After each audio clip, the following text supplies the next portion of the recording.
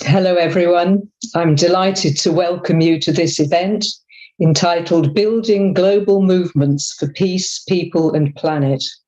This is part of Arise, an online festival of Labour's left ideas, and it's supported by a range of groups and publications.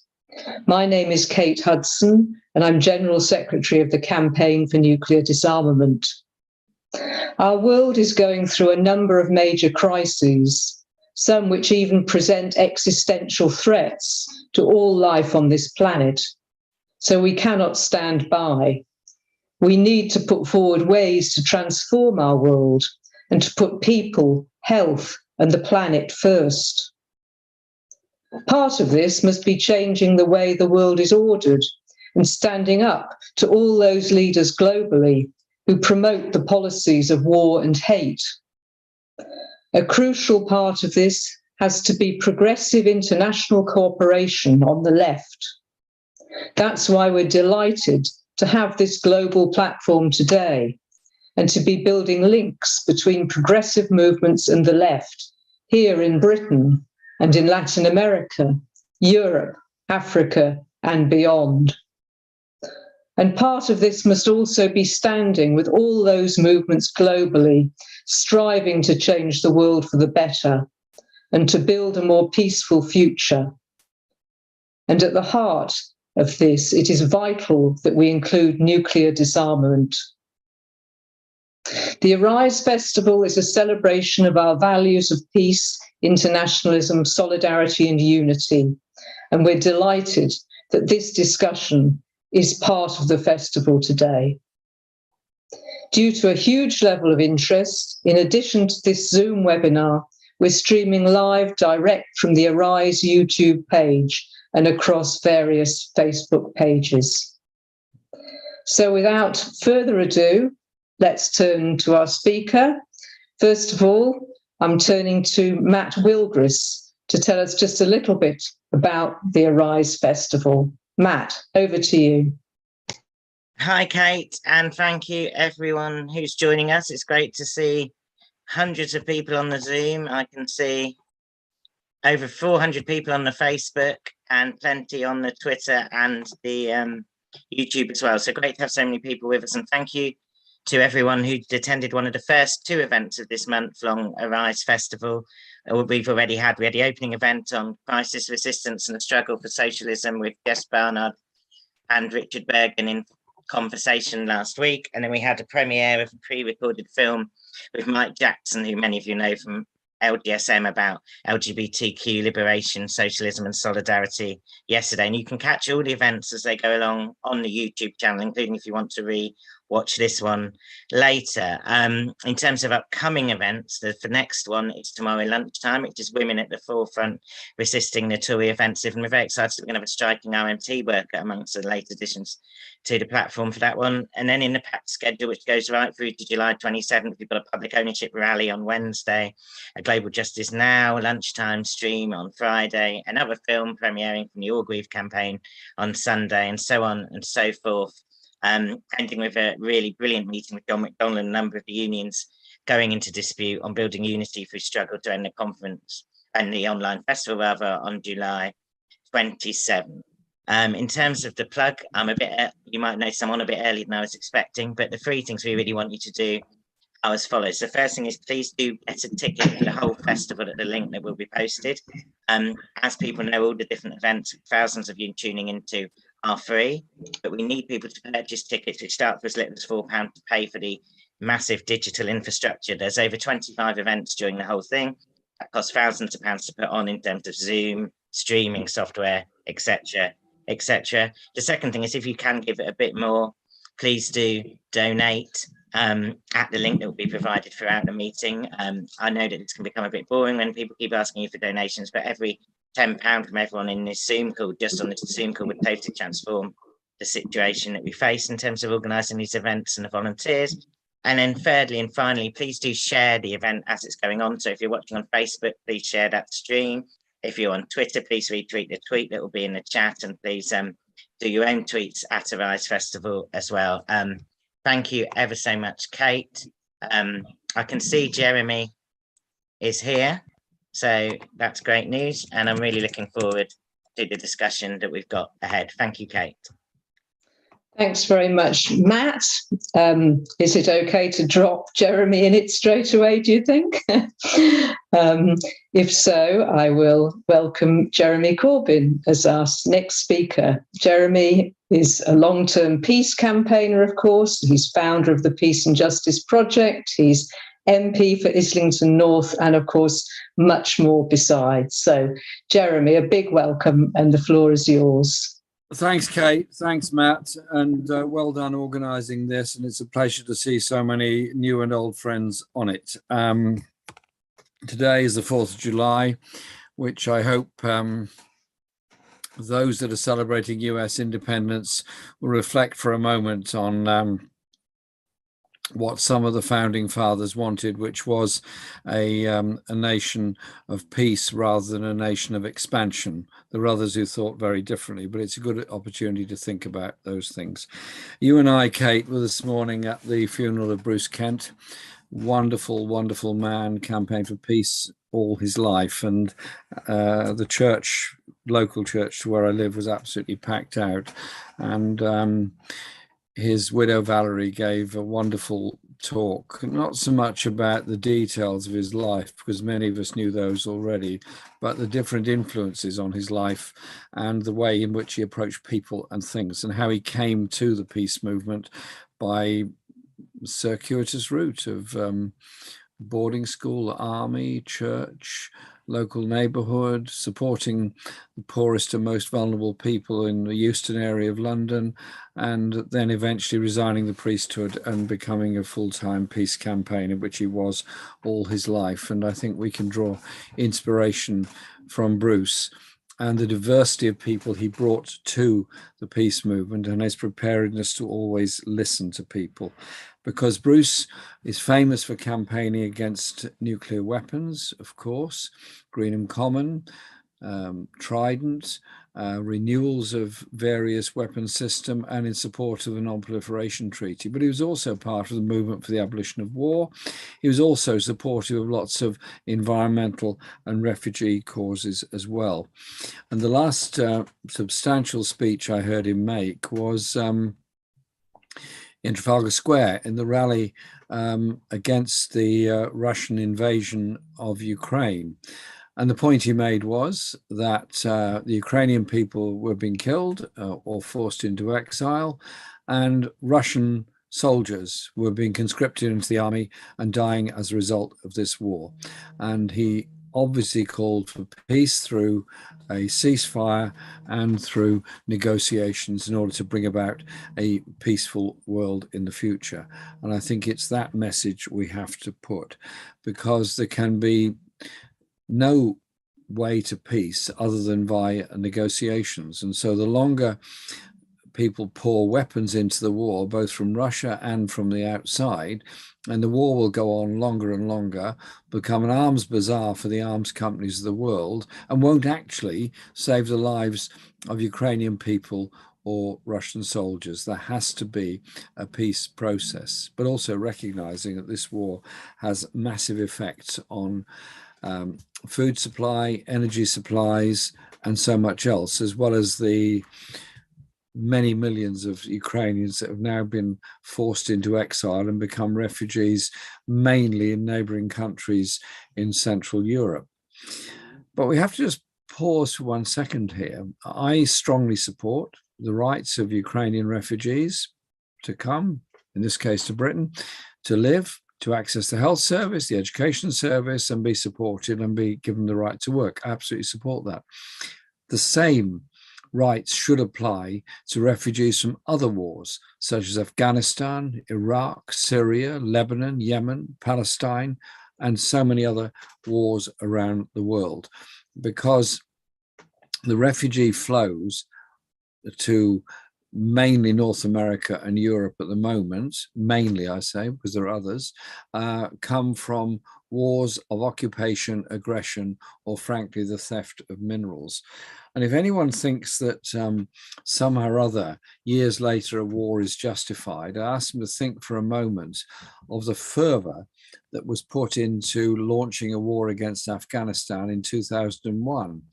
The way the US House and Senate voted overwhelmingly for it, the way the UK voted overwhelmingly for it, and all went in and decided to occupy Afghanistan.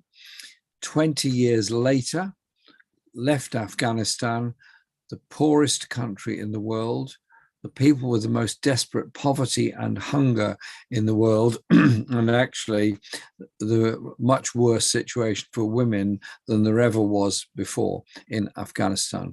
And so the idea that the West went in for nation building needs to be seriously challenged, and we should be now supporting Afghan refugees, but also ensuring by whatever means can be done, food aid is urgently got there in order that people can at least live and sustain themselves and develop the education system. But wars don't come out of thin air. The worst situations in the world are also found in Yemen, a war sustained by British and American weapons to the UAE and to Saudi Arabia, which have been used to routinely bomb Yemen and bring such misery and such loss of life to so many people there. And so it is about the arms trade and how we control the arms trade. But it's also about the politics of peace. Last week, the House of Commons had a debate on the issue of Iran and holding of nuclear weapons. I spoke in that debate. I called for talks with Iran, a return to the agreement by which Iran would not intensify the uranium production up to a weapons grade level, but would restrict it to a fuel grade level that could only be used in nuclear power stations. I'm not actually in favor of Iran developing a lot of nuclear power stations, but clearly within international law, they have the right to do that. And therefore, lifting of the sanctions on Iran, and at the same time, having a human rights dialogue and agenda with Iran. What's the alternative? The alternative to leave Iran isolated, to continue the sanctions against Iran, and their likelihood of then a more dangerous situation appearing in the whole region. I was at the Non-Proliferation Treaty Review Conference, which called for a weapons of mass destruction free zone in the Middle East, which would of course include Iran and Israel, as well as Saudi Arabia, which could develop nuclear weapons if it had the inclination to do so.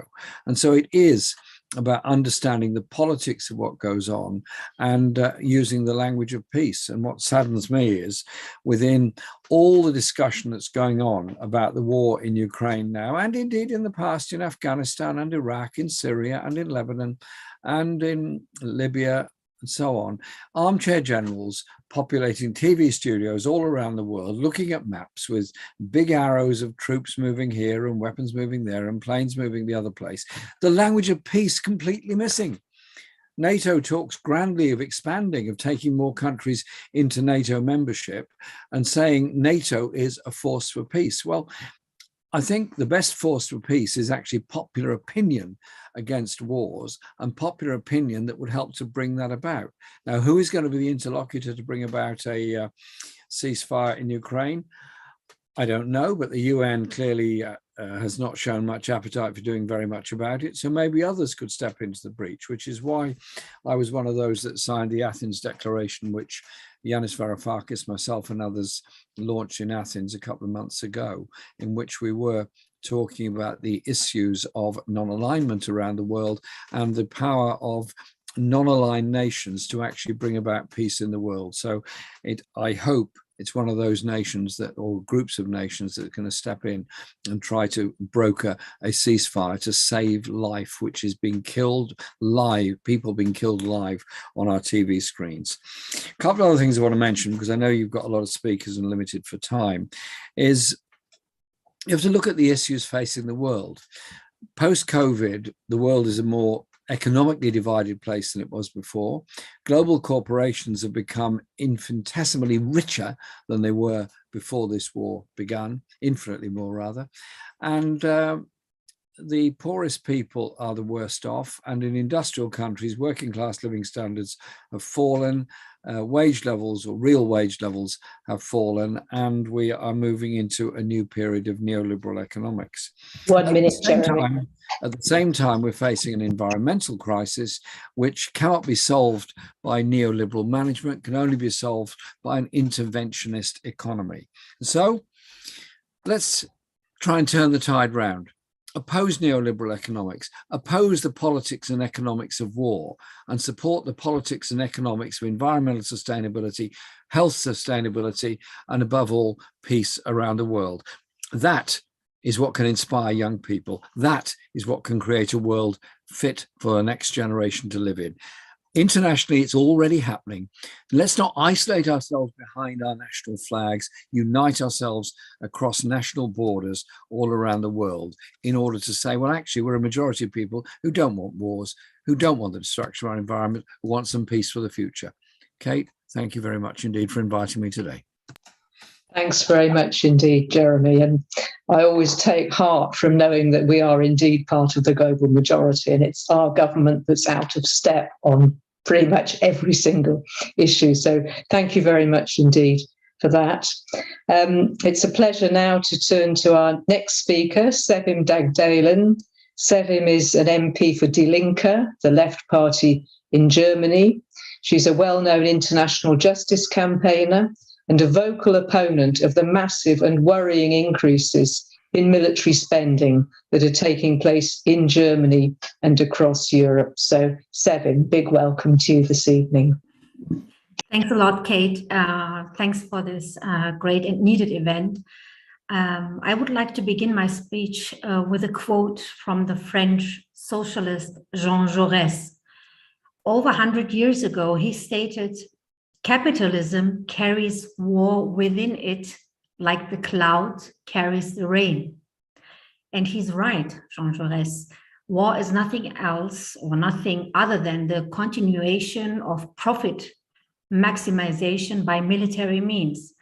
The main beneficiary of military conflicts and war is the military-industrial complex. And in the face of the horrible war in Ukraine and the new global militarism, it is therefore now more important than ever for us to exchange the ideas on how to build and strengthen an anti-militarist movement around the globe. And that's why I am very grateful for this initiative of the Arise Festival.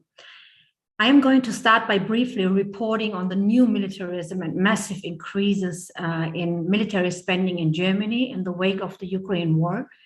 And then I would like to share some thoughts and suggestions with you on what we should do as global movement for peace in order to resist these militaristic tendencies and new bloc confrontation, especially in the light of the new strategic concept of the NATO adopted at the summit in Madrid these days. First of all, like the US intervention in Iraq in 2003, Russia's invasion of Ukraine is a blatant breach of international law that cannot be justified by anything. This war must end as soon as possible, and the only way to achieve this is by a negotiated solution, a diplomatic solution. And unfortunately, we are witnessing a strategy to contrary. Instead of concentrating on a diplomatic solution like the Pope always forced and asked for it, NATO is waging an economic and proxy war in order to weaken Russia. The German Ministry of Foreign Affairs, Annalena Baerbock, also states she wants to ruin Russia, not only to weaken Russia. So they want to destroy Russia, they say. And the German federal government, such as most European countries, is blindly following this strategy led by the US, supplying vast weapons deliveries and deploying troops to Eastern Europe, as well as imposing severe sanctions against Russia. And this strategy is both wrong and dangerous for three reasons. First, there is a great risk that the weapons deliveries from NATO member states, as well as the training of Ukraine service personnel to use those weapons, will draw the Western alliance into a direct involvement in the war in Ukraine. Second, arms transfer and military support, unlike diplomatic negotiations and security guarantee, will not end this war, but prolong it at an unbearable humanitarian cost. And third, by hurting Europe more than Russia's sanctions have exactly the opposite effect of their stated goal. Despite a drop in supplies due to higher energy prices as a result of sanctions, Russia had record energy export revenues in May 2022. The architects of the current NATO strategy have overlooked the fact that Russia has been heavily engaged in shifting its trade, energy, and industrial policy towards Asia since 2014 already. In just a few years, Moscow will be in a position to redirect Russian energy supplies that used to go to Europe entirely to Asia, particularly to China, India, Pakistan, and Vietnam. And this explains why the West's economic war against Russia has been unsuccessful so far. With regard to Germany, the economic war puts the entire German model of prosperity at risk. We have seen this result today in the news. Germany is falling as an economic powerhouse on a global scale. Germany's trade surplus is gone. Foreign trade balance came in a minus 1 billion in May, 1 month ago, which is in the first negative print since 1991 due to its energy problems and weakness in manufacturing. So in Germany, energy prices have already risen by 60% compared to the previous year, and large sectors of the population barely have enough money to last until the end of the month in the face of skyrocketing food prices. So in the event of a full energy embargo, people will not only freeze in winter in Germany, but millions of jobs would be at stake. The German central bank estimates that a total energy embargo would cause an annual deficit of 180 billion euro. And while the German and European populations suffer from economic and proxy warfare against Russia, the military-industrial complex is the main beneficiary of this development. In Germany alone, a 100 billion rearmament fund is being set up in addition to the annual military budget of already about 55 billion euro. So in addition, the federal government has committed itself to NATO's 2% target in the long term. And this is the most extensive rearmament of Germany since the end of World War II. As a result, Germany will have the third largest military expenditures in the world after the United States and China. And it will have the largest in Europe, just imagine. So in the past, we had this example already. The war in Ukraine serves as pretextual reason to legitimize the rearmament that have been planned independently for years. But the policy of arms escalation is also catastrophic in social terms. In view of the necessary repayment of billions in debt and the long-term commitment to future NATO capability goals, financial resources are tied up that would be needed for urgent social policy, infrastructure policy, and climate policy measures and investments. At the NATO summit in Madrid, the rearmament has been deepened. NATO's common budget for the headquarters and so on is set to increase by another 20 billion by 2030 to 45 billion over 7 years. And moreover, the summit showed one thing: NATO strategy is on expansion and intensified bloc confrontation in order to re-establish the collapsing US hegemony around the world. Although Russia was once again marked as the principal enemy at the summit, China is increasingly coming into a focus of the NATO. So we are facing a complete geographical delimitation of NATO's intervention area. If this, the NATO is called North Atlantic Treaty Organization. And I'm asking myself, what's about the Indo-Pacific in the North Atlantic? So, I mean, it's so far away from the North Atlantic. And we are facing a complete geographical delimitation of NATO's intervention area. And if this new Cold War won't be stopped, it will lead to rising danger of military and nuclear escalation, new arms race, and massive social impoverishment. In view of that growing danger, I see the following as tasks for an anti-militarist movement. While the military Atlanticists have an intensive, well-financed infrastructure to advance their cause, there is as yet no global network of social forces that support disarmament, anti-war policies, international law, and social cohesion. We need a third pole. The enemies of working class and working people are not China or Russia, but the Western arms manufacturers, those who profit from escalation and war, and the Western oligarchs. We should therefore foster an intensive debate and cooperation of progressive forces who oppose war policies and oligarch capitalism. It doesn't matter where it is. And if NATO goes global, we need to go global too, friends. This event is an important contribution to this. That's why I thank you in advance for the good discussion we will have. Thank you.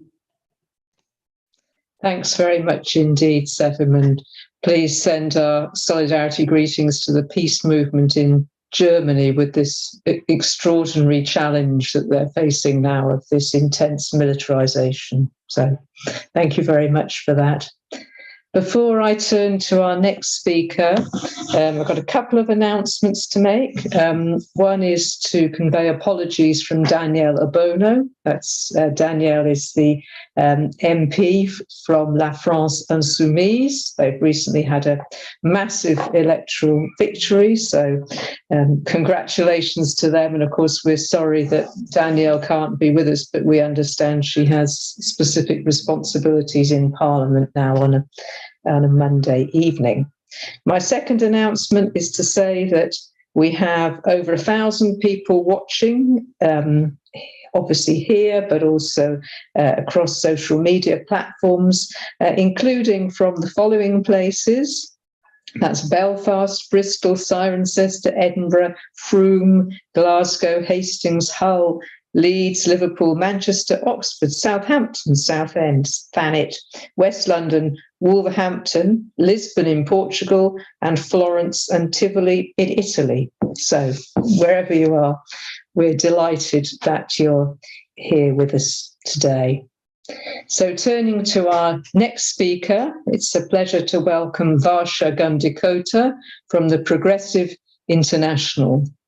Varsha will be speaking on the amazing struggles for a better world that are taking place in India and beyond, and that have been such an enormous inspiration to us. Varsha, over to you.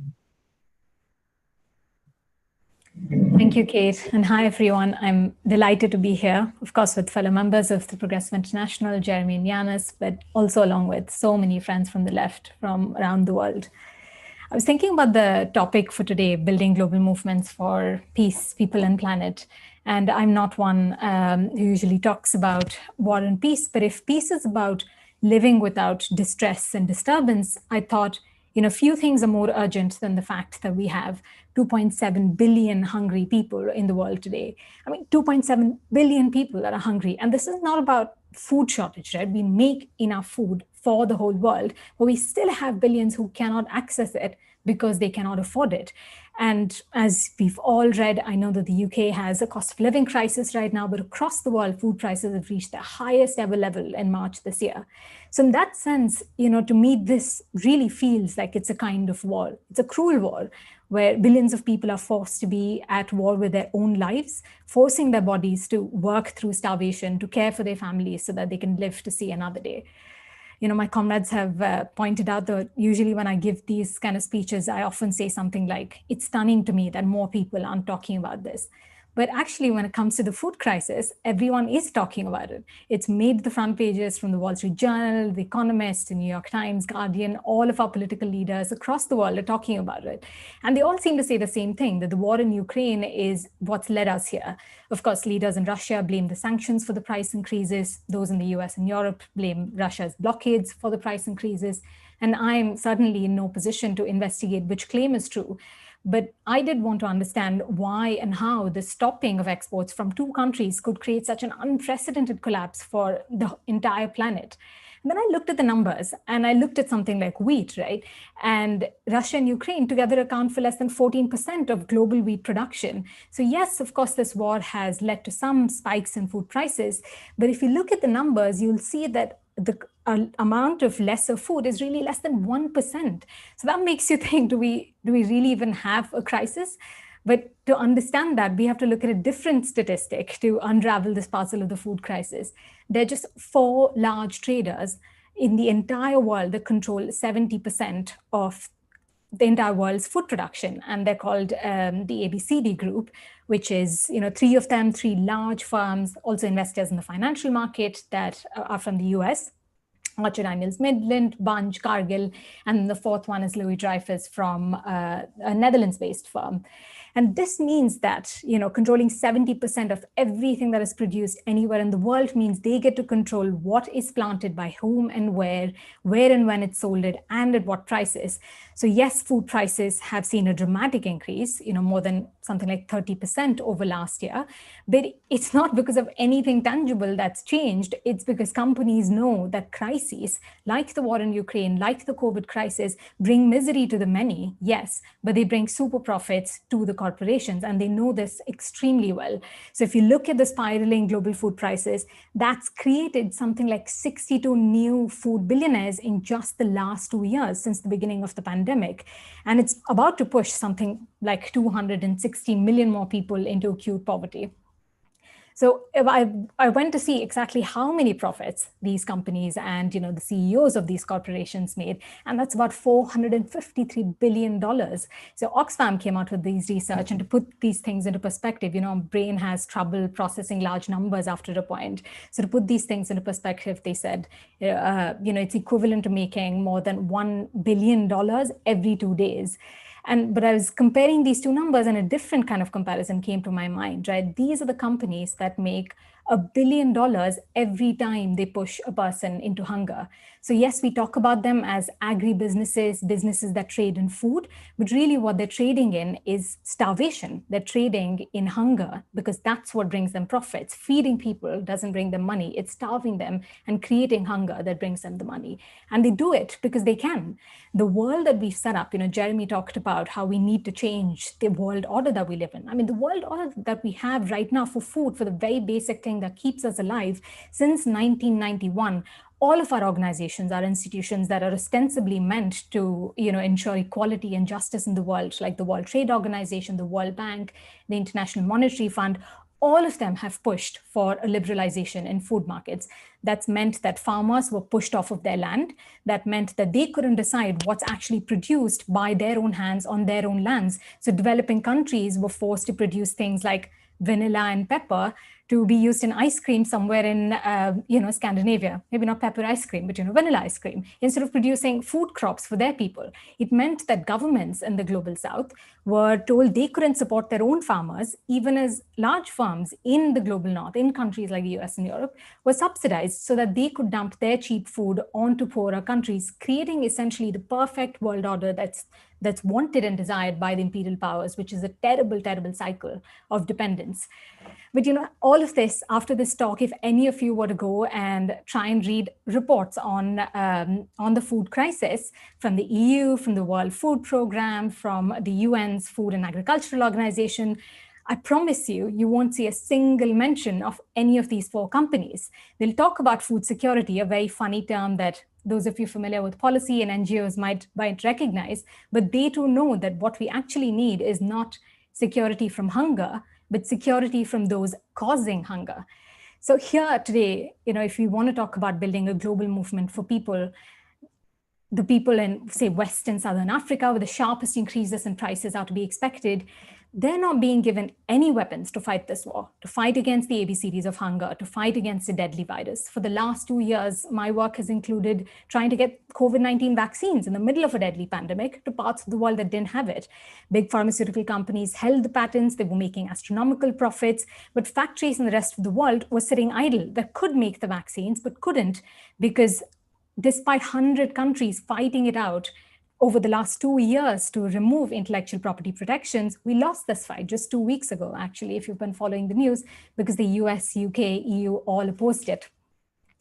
And I remember when I was doing this work that, I think it was a press conference, and there was Strive Masia, who was at the time the African Union's team working on vaccines, and he was sitting across from Pfizer CEO Albert Bourla, and he said, listen, let's just, Albert was talking about kind of difficulty in production, inequalities, blah, blah, blah. And he said, let's just call it what it is, right? This is a deliberate system, a deliberate global architecture of unfairness. So if there's a drought and the rich countries just grab the baker and run away with him, and then you say, oh no, there isn't enough bread, and beg all of us to go and beg for a loaf of bread, that's the architecture that we have in place. So Strive, of course, is absolutely right. Albert Bourla of Pfizer has blood on his hands. David McLennan, who's the CEO of Cargill, and his 16 other family members, by the way, who I think have added themselves onto the Forbes billionaire list that they come out with every year. They've just gotten added onto it. All of them have blood on their hands. So we've been calling it a vaccine apartheid. Now we're calling it food inequity, as we're talking about the food crisis. But Engels, had a word for this. He called it social murder. In his words, he said, the class that holds social and political control, it's placed the workers under conditions in which they can neither retain health nor live long. Think about that, neither retain health nor live long. That's what we're seeing on a daily basis, crisis after crisis. We're seeing social murder being committed by the rich countries of the world against the poor. So I think for me, if we're looking for directions, I have the privilege of being here in India today, where the farmers' movement is one of the decisive victories against neoliberalism the last few decades. And this is precisely the system that they've said no to. And in fact, if you look at Ukraine, right, even there where Russia's brutal invasion has meant destruction of seed banks, has meant big warehouses have been destroyed, it's actually small farmers that have once again taken the mantle and said, we'll continue producing for our people. So they have the answers, and they've proven themselves to be resilient to capitalist crises. So once again, as we come together for peace, I think we start, at least from my point of view, I think we start with the farmers that feed us and those whom we're failing to feed. Thank you so much for having me here today. Thanks very much indeed, Varsha. That was incredibly interesting, and a lot of really new information for me. So thanks for opening that window to us. So I'm turning now to our media partner, Labour Outlook. Patrick Foley, welcome to say a few words. Hi, Kate. Thanks for that, and thanks for the introduction. Just people who don't know, I'm Patrick Foley. I'm an organizer for Arise and also for our media partner, Labour Outlook. And if you don't know about Labour Outlook, we're an alternative media platform that's been bringing positive news, views and analysis from the left and also internationally. And so we've been involved in helping with Arise Festival and also the coverage of Arise Festival so far. Our work amplifies the voices of socialists, builds support for frontline movements of resistance against the Tories and others, and also supports movements of international solidarity. But we need your help, and I'm just here today to ask for your support. Labour Outlook has recently launched a Patreon page so that you can directly support our work, and I know that there's over 200 people who go and check our site daily, and many more who read some of the bigger articles and across the month. And if all of you became a Labour Outlook patron, we could completely change the way our platform is run, really expand our work, and continue to build these important voices from across the left in the UK, but also internationally as well. So there should be links going around in the chat, but please do have a look at becoming a patron. It's less than £10 a month, and your support ensures that we can continue our work. It's as simple as that. We're countering the narrative spun by the billionaire-owned press, and that's whether it's here with the Tory supportive media or internationally as well with the silencing of voices for peace and internationalism. But all of this takes resources, time and commitment. So with your support, we're going to keep building that platform, but we need your help. So please go to patreon.com/LabourOutlook and have a look. And if that's something that you can do, that'd be fantastic. If you can't afford to support us on Patreon right now, that's okay. There's other ways you can get involved. Like I said, we have many readers who come and check the site daily. Come check us out, LabourOutlook.com. Talk about Labour Outlook. Tell your friends about Labour Outlook. The word of mouth does wonders for us. You know, it's a real personal touch. And also share and follow Labour Outlook online. You can, again, the website's there. You can follow us on Facebook. You can follow us on Twitter. And once you become a patron, you can see all our content. You get early access to a few interviews and such. Just a final plug would be, we've recently interviewed Alex Gordon, the RMT president. So yeah, go to our site there, have a look at that, have a look at our work. And a big thank you to everyone who's actually already signed up on Patreon so far. It's making a world of difference and really changing what we can do and what we can achieve. So thank you, everyone. Amazing contributions so far. Great to have such an international panel. I'm learning a lot myself, just like Kate said just then. And so thanks again for listening. Back to you, Kate. Thanks very much, Patrick, and good luck with that. So turning to our next speaker, it's a pleasure to welcome Gabriel Rodriguez from the International Transport Workers Federation in Argentina. And he's going to be sharing some hopeful news from Latin America, where the left is again on the advance. So welcome, Gabriel. Thank you, Kate. Thanks to Arise and Matt for the invitation. Thanks to you for letting me join this group of leaders that are trying to change the world for the better. So we heard from Varsha in particular the disparity of the wealth distribution and the food distribution in the world. And we heard from Jeremy about the gap between the ones that are better off and the ones that are struggling to get food. And I think it has a lot to do with my personal story and the personal story of millions of people in Latin America.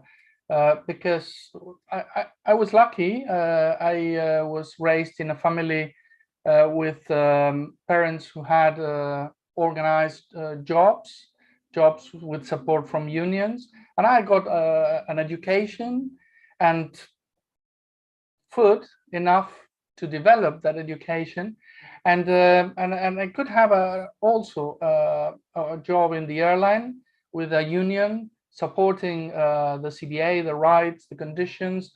And in the end, I got into the leadership of the union, and now I am part of the leadership of the International Transport Workers Federation as a former union leader in Argentina, based in London now. So, but why I'm telling you this? Because I was lucky, but millions of others were not, and still aren't. The history of politics in Latin America has been destroying organizations, destroying the capacity of the workers, of the people to organize themselves. We've seen that in the last century, I would say, the politics in Latin America have moved like a pendulum. From very violent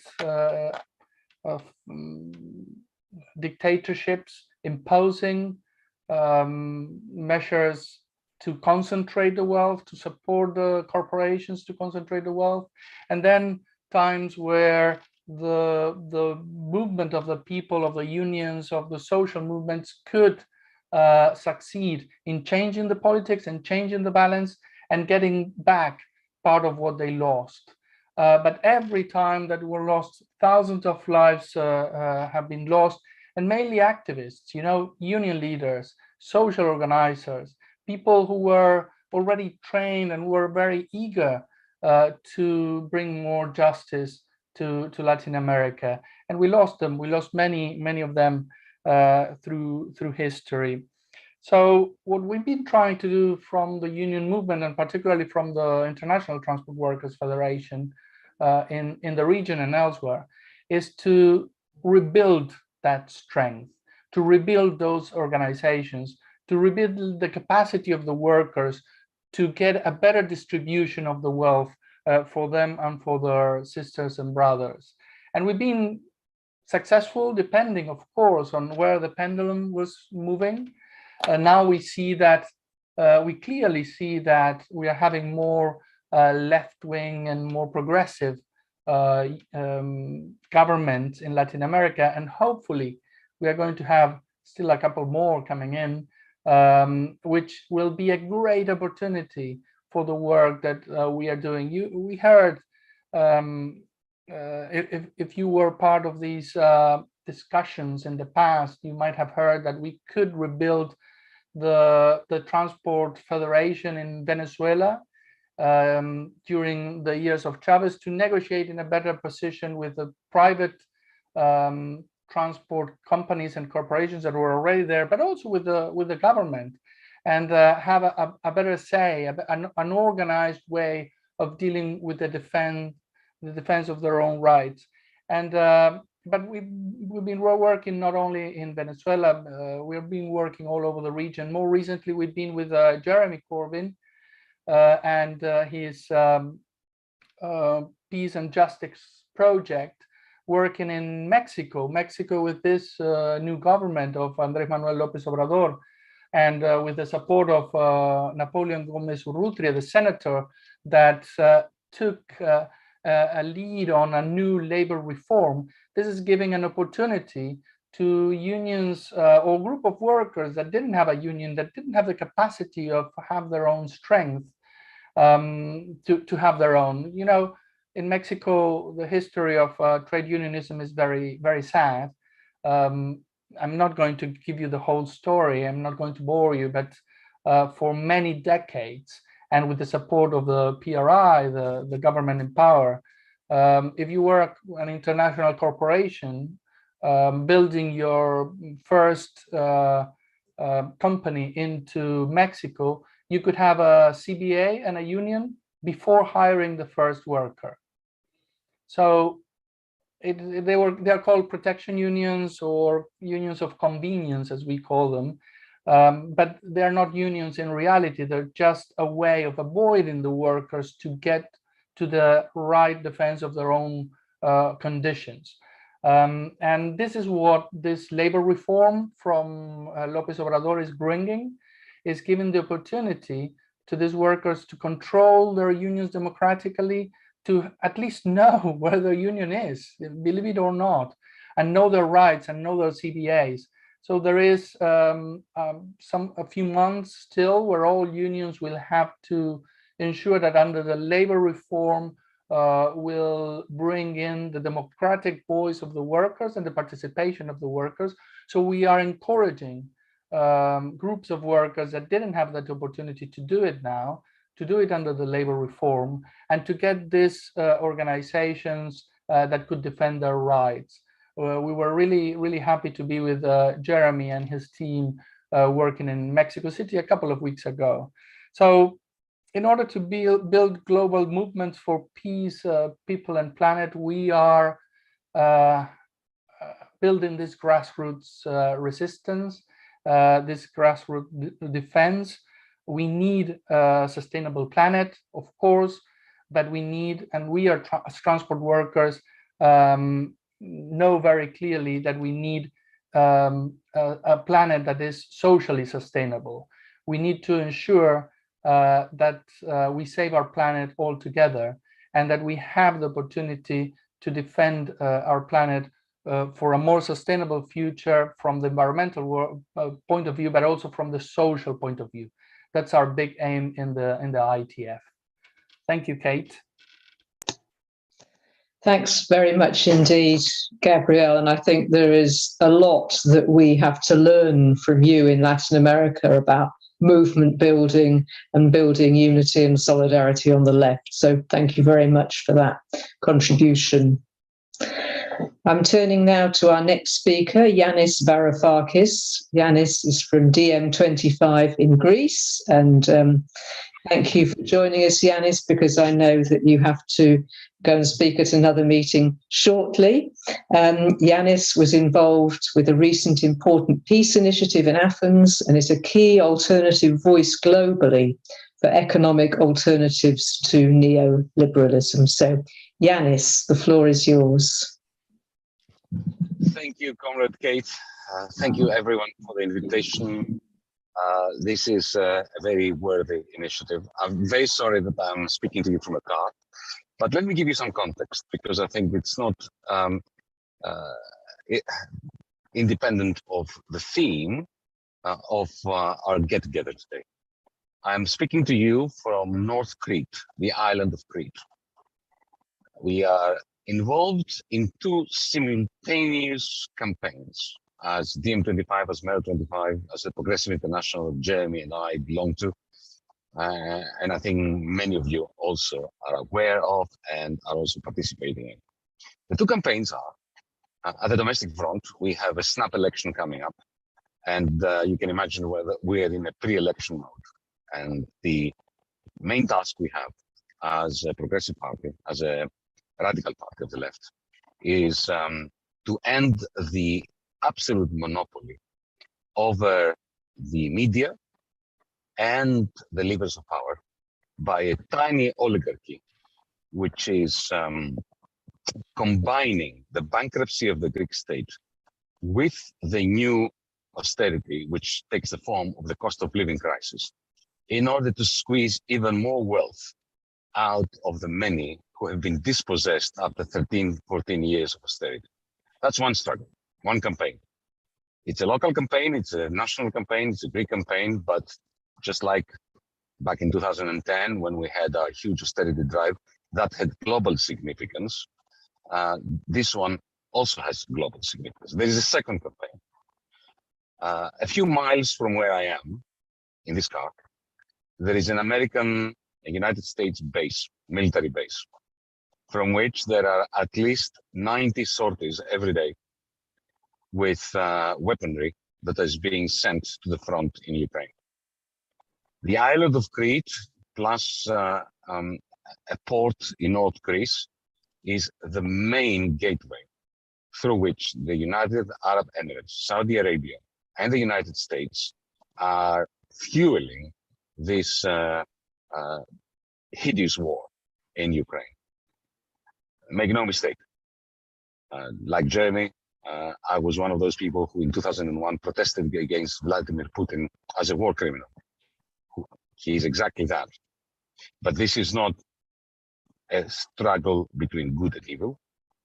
It's a struggle between evil and evil, between the evil of NATO, which is essentially a proxy for the American military-industrial complex on the one hand, and the fossil fuel industry on the other, and the evil of the quasi-fascist war criminal called Putin.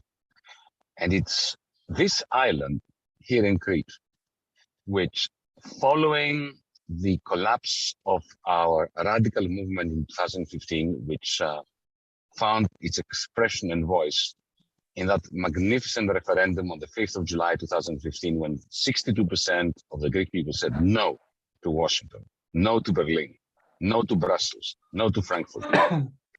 It's the result of that collapse of that front, which allows today this very island to become a gigantic aircraft carrier for a NATO determined to pursue the policies of the fossil fuel industry and the military-industrial complex, while at the same time the European Central Bank, in tandem with the Bank of England, in tandem with the Federal Reserve in the United States, are yet again targeting the many through monetary policies for the purposes of shifting wealth away from the many to the very few. Our struggles, whether we are on Crete or whether we're in London or Glasgow or New Delhi or Nigeria, are one, there is a unity in the struggle. This is a total war by a constantly destabilizing and unstable oligarchic cabal against the interests of humanity. The manner in which COP26 in Scotland last year has been forgotten. The manner in which NATO has revived itself and has completely taken over any semblance of a European Union, therefore making the whole Brexit question completely obsolete. These are all just repercussions of our collective failure to do that which fascists and bankers have so successfully done. That is to cooperate internationally, to form a genuine progressive international movement that can take the fight to interests who have no compunction and no qualms about jeopardizing the interests of humanity in the interest of very short-term, completely pointless gains by those who already have everything. Thank you, Kate, and sorry if I spoke too long. Thanks very much indeed, Yanis. And you could have spoken for twice as long, but thank you very much for joining us this evening. Now I turn to our closing speaker. We're closing with an African and global perspective from our long-standing friend and comrade, Gyekye Tanoh, from the Third World Network in Ghana. Gyekye, over to you. Thank you very much, Kate, and thank you to Arise for this important discussion. I think that it couldn't be more timely, this urgency that we all recognize and are trying to underline about the necessity of building movements. I think every previous speaker has given different dimensions of the, including your own introduction, of this necessity. And indeed, whenever people act and whenever movements come to life, that is the hope that millions of people across the world have. Across the world, people have watched what a small, relatively small strike by 40,000 RMT members here in Britain, what it demonstrates in terms of the potential for movements and the potential for working people to institute a different order of things. When McLynch, the railway workers leader, talks in terms of when he says, for example, that all of you have the power, a wheel doesn't turn, a light doesn't go on without us, we create all of the wealth in this society, all of it. It's our labor that delivers the services, makes the goods, distributes them, delivers them to the people. And basically he says, do not fall for the tricks of the media trying to play one set of workers or one set of workers in a different sector or in different countries against each other. We can organize ourselves and fight back. We refuse to be poor anymore. Now that's a powerful statement because in addition to what it emphasizes,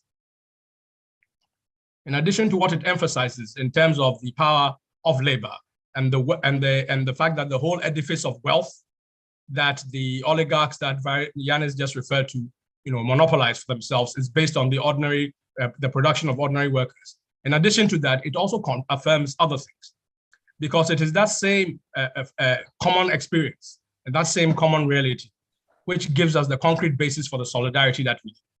It is true also that those who farm the land and work in the factories and deliver the services, the cooperation that exists among themselves, their need for a healthy life and healthy working environments and for better conditions is the best protection for the planet that we can have. We see this in the case of farmers everywhere in Asia, Latin America, Africa, elsewhere, and so on. It is also true that these are the people who, if they are not mobilized into movements that can provide alternatives, are forced to look to different solutions.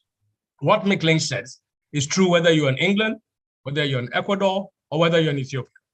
But when those movements are missing, other things can happen. So in the case of Ethiopia, for example, we saw that the same processes of neoliberalism that are driving gentrification in cities, that are driving land grabs, led to a situation where the land around the capital city, people were being displaced in the tens of thousands, and they rose up in magnificent resistance.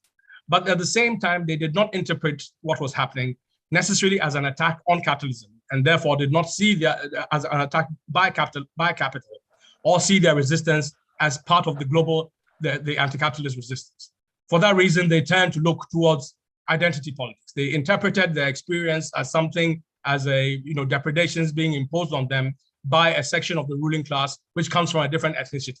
So the magnificent resistance soon turned to horror, because then again you had this weaponized ethno-religious conflicts and so on. We see this the length and breadth of the world. Meanwhile, in that same region, we see now the tragedy of war within Ethiopia itself. That war isn't going to end in that region, because the United States, just like our comrade from Germany was talking about, the NATO is simply the pretext for NATO. The agenda for NATO now is the globalization of its power and its presence in every region. And the United States has returned to Somalia quietly but powerfully for the first time since the disaster that it faced there in 1992. We see the presence of French troops, German troops, and the United States in the Sahel. The same Sahel that is, destroyed by drought, is destroyed by famines, and destroyed by the conflicts that we see.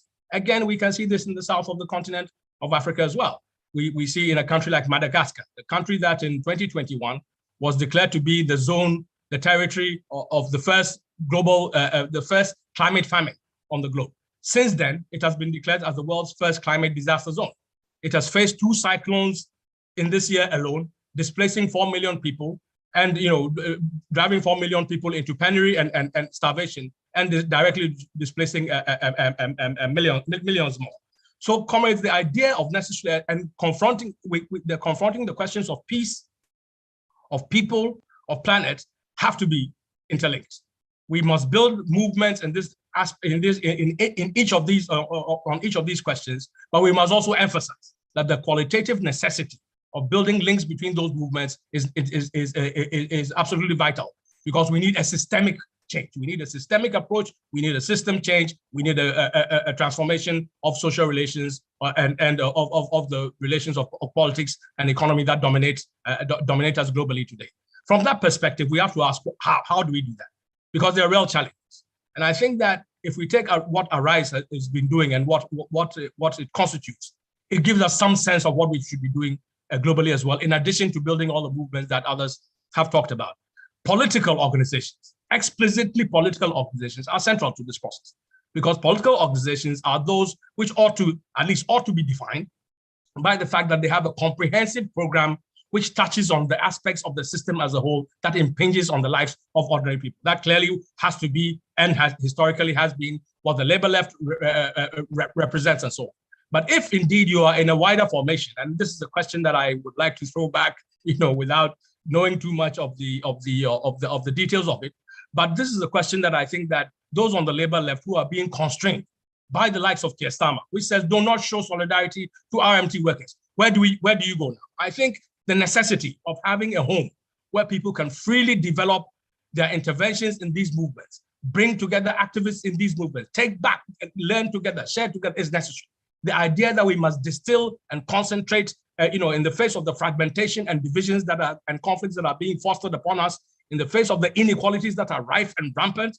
The comrade from India, for example, talked about the food crisis. It is absolutely true. Every 30 hours, we have a billionaire being created. But in that same 30 hours, 1 million more people are being driven into abject poverty, the kind of poverty which says that entire families should survive on the equivalent of £2 or less.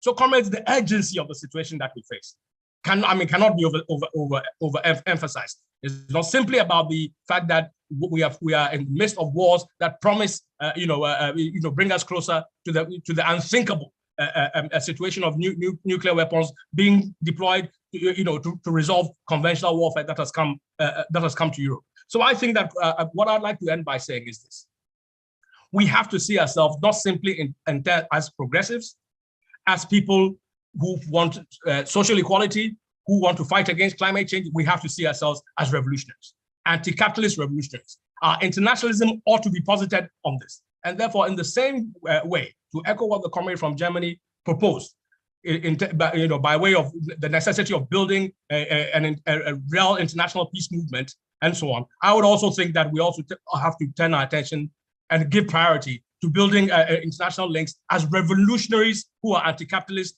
who are opposed to imperialism as well. And I think that in the same way that we were learning from the RMT everywhere in the world, we could also learn from the labor left if they managed to actually develop an organization like that. This is a challenge that I throw to you from a fraternal spirit. It's a challenge that we would like to see answers to, because those models are things that give us inspiration everywhere in the world and enable us to fight better, arm ourselves better, organize ourselves better, develop, give real meaning and real concreteness to the solidarity that all of us talk about. So once again, I'd like to thank all of you.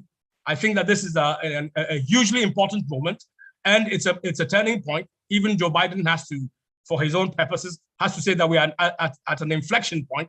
I think it's a lot more than an inflection point. That is not what people in Mozambique will consider when their lives are destroyed on a day-to-day basis by famine, by war, and at the same time, new minerals are being dug up out of the earth. New forms of agricultural exports are being, taken out of their country while their people starve, and the land and conditions around them continue to be devastated. So, comrades, let's also think that part of the movement, this movement of movement that we need to build, does not denigrate or does not devalue any single movement. But the best way to contribute to that interlink is to have political hubs, political organizations that have the programmatic breadth. English is not my first language, by the way. The programmatic breadth, but also have the depth of revolutionary activists which are concentrated in one organization and can bring those perspectives, bring the lessons, bring the attitude in a non-sectarian way to all the movements that we all of us have affirmed are needed today. That too is part of the hope that we must look for. Our real job is to provide hope and to provide the means by which that hope comes to life as a material force and as a vision for people to live with and to work by. Comrades, this is really what I want to end on here. Thank you very much once again to all of you. Thanks very much indeed, Gyekye, and that's a very powerful message from you this evening, a very inspiring message. And for me, your stress on the importance of linking the movements, I mean, that's really, really fundamental. And the message there that how when people act in unity and solidarity, then we can indeed change the world. So thank you very, very much indeed for that. And that brings our meeting to an end. So thank you very much indeed to everyone for participating, for joining us this evening, particularly to our speakers, but also to the hundreds or thousands of you out there who will be watching this now or watching back later. So we know we have very important battles ahead. We also know how important it is that we build and strengthen our movements for peace, for people and for the planet. And of course, we also know how essential events like this are to build understanding and that cooperation and really vital international solidarity and unity. So please get involved with campaigns on the issues that we've discussed today. And of course, also please come along to future sessions at the Arise Festival. I think Matt mentioned already the next evening event. That's at 7 p.m. this Wednesday, and it's on supporting public ownership. So we must keep working together to insist there is no return to business as usual when it comes to our economy and politics. And we must not only argue that a better world is possible, but we must work together to win that better world. And of course, none of this will be possible without our anti-war internationalism and our solidarity with progressive forces globally. This must be at the heart of our struggle. So thank you for joining us tonight, and goodbye.